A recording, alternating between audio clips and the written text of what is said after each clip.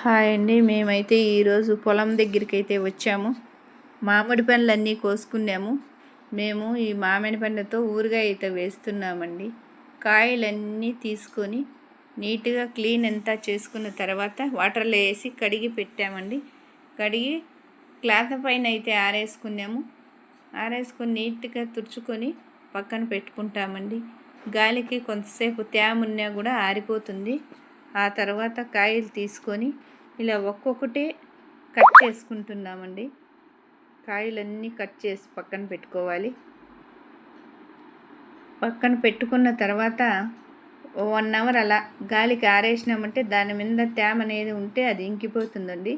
ఆ తర్వాత మామిడి పండు అయితే తీసుకొని ఓ బౌల్లో వేసుకొని ఊరగాయకైతే తిరగవాత వేసుకుంటామండి. ఇప్పుడు ఇవన్నీ కొలతలు చూసుకొని చూడండి.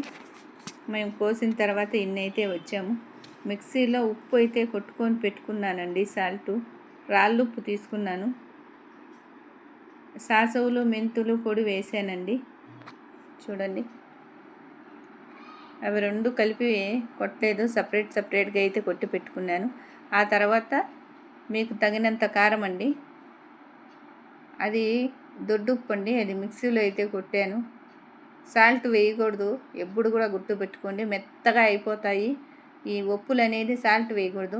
మనం రాళ్ళుప్పు అయినా కానీ మిక్సీలో కొట్టుకొని ఇలా వీడియోలో చూపించిన విధంగా అంతా నీట్గా కలుపుకొని మనం తిరగవాత అయితే పెట్టుకోవాలండి. ఇది పక్కన పెట్టేసి ఎండుమిరపకాయలు, తెల్లగడ్డలు, ఆవాలు, నూనె వేసుకొని పోపు అయితే పెట్టుకున్నాము. లాస్ట్కి అయితే ఇలా తయారైందండి. సూపర్గా వచ్చిందండి ఆవకాయ ఊరగాయ.